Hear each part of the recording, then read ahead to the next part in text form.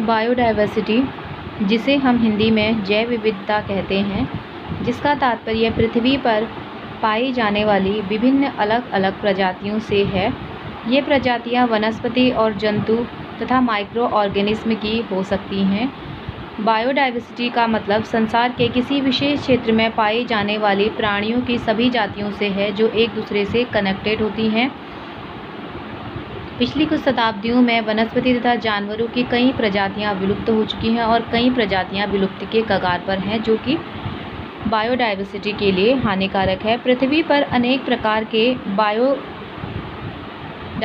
के क्षेत्र पाए जाते हैं। बायोडायवर्सिटी हर क्षेत्र में एक समान नहीं होती है, यह कहीं पर अधिक पाई जा सकती है और यह कहीं कम भी पाई जा सकती है। बायोडायवर्सिटी का अर्थ एक क्षेत्र में पाई जाने वाली प्राणियों की अलग अलग प्रजातियों से है। जितनी ज़्यादा प्रजातियां एक क्षेत्र में पाई जाएंगी, वहां पर पाई जाने वाली बायोडायवर्सिटी उतनी ही अधिक होगी और वह पर्यावरणीय क्षेत्र उतना ही समृद्ध होगा और उस क्षेत्र में पाए जाने वाले जातियों की विलुप्ति की उतनी ही कम संभावना होगी। अगर बायोडायवर्सिटी धीरे धीरे ऐसे ही घटती गई और ऐसे धीरे धीरे सारी प्रजातियां लुप्त हो गई, तो एक समय ऐसा आएगा कि जब मनुष्य की भी प्रजाति विलुप्ति के कगार पर आ जाएगी, क्योंकि सभी जीव जंतु और सभी प्राणी एक दूसरे से कनेक्टेड होते हैं। एक दूसरे के अस्तित्व उनके अस्तित्व से संबंधित होता है। अगर एक प्रजाति नष्ट होती है तो उसका असर दूसरी प्रजाति पर पड़ता है। जिस प्रकार अगर वन में पाए जाने वाले सारे फलदार वृक्ष नष्ट हो जाएं, तो वहाँ उन फलों को खाने वाले जो छोटे कीड़े मकोड़े हैं वो भी नष्ट हो जाएंगे और इस प्रकार एक प्रजाति दूसरी प्रजाति को इफ़ेक्ट करती है। इसमें एक टर्म है कीस्टोन प्रजाति। कीस्टोन प्रजाति ऐसी प्रजाति होती है जो कि किसी भी पर्यावरणीय क्षेत्र या किसी भी बायोडायवर्सिटी में विशेष रोल प्ले करती है। वह ऐसी प्रजाति होती है कि जिसके अस्तित्व से उस बायोडायवर्सिटिकल क्षेत्र में पाए जाने वाली हर प्रजाति प्रभावित होती है। जैसे कि समुद्र में पाए जाने वाली कोरल की प्रजातियां हैं। समुद्र में पाए जाने वाले कोरल ऐसी प्रजाति है जिसके अस्तित्व का समुद्र में पाए जाने वाले सभी जीवों पर प्रभाव पड़ता है, इसलिए कोरल को हम कीस्टोन प्रजाति कह सकते हैं।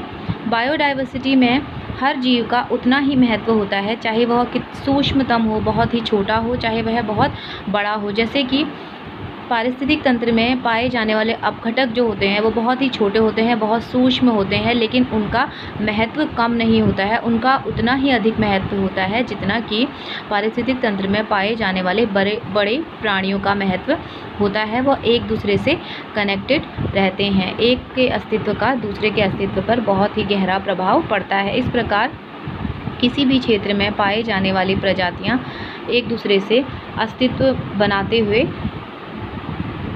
चलती हैं। समुद्र के पर्यावरणीय क्षेत्र को देख लेते हैं। इसमें बहुत सारी प्रजातियां आपको दिखाई दे रही हैं। इसमें शैवाल हैं, समुद्र में पाए जाने वाले डायटम्स हैं, जीव हैं, इसमें पाए जाने वाली फिशेस, छोटी मछलियां, बड़ी मछलियां, अपघटक भी इसमें हैं। इस प्रकार ये सारी ही प्रजातियां एक दूसरे से कनेक्टेड होती हैं। अगर इसमें पाए जाने वाले एक भी प्रजाति अगर पूर्णतः विलुप्त हो जाएगी तो उसका असर धीरे धीरे अन्य प्रजातियों पर भी पड़ेगा। जिस तरह आजकल प्रदूषण के कारण कई प्रजातियां नष्ट हो चुकी हैं और कई प्रजातियां विलुप्ति के कगार पर हैं, जिससे कि जल में रहने वाले इस प्रदूषण के कारण जल में रहने वाले जीवों को ऑक्सीजन की कमी हो जाती है। पॉल्यूटिक पदार्थ जो होते हैं उनके शरीर के अंदर प्रवेश कर जाते हैं, जो कि उनके लिए हानिकारक हैं। बायोडायवर्सिटी 3 प्रकार की है। सबसे पहले है आनुवंशिक विविधता। आनुवंशिक विविधता मतलब एक प्रजाति में पाए जाने वाले जीवों में आनुवंशिक बहुत सारी विविधताएं पाई जाती हैं। हर व्यक्ति में पाए जाने वाले लक्षण एक समान नहीं होते हैं, उसके अलग अलग लक्षण हो सकते हैं।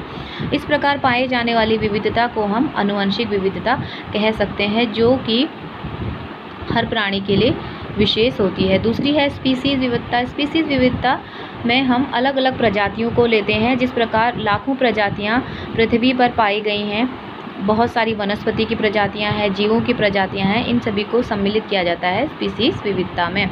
उसके बाद है पारितंत्रीय विविधता। तो पारिस्थितिक तंत्र अलग अलग प्रकार के हम देख सकते हैं, जैसे कि तालाब का पारिस्थितिक तंत्र है, पेड़ का है, घास के मैदान का। इस प्रकार अलग अलग बायोडाइवर्सिटी क्षेत्र और पारिस्थितिक तंत्र इसमें सम्मिलित हैं।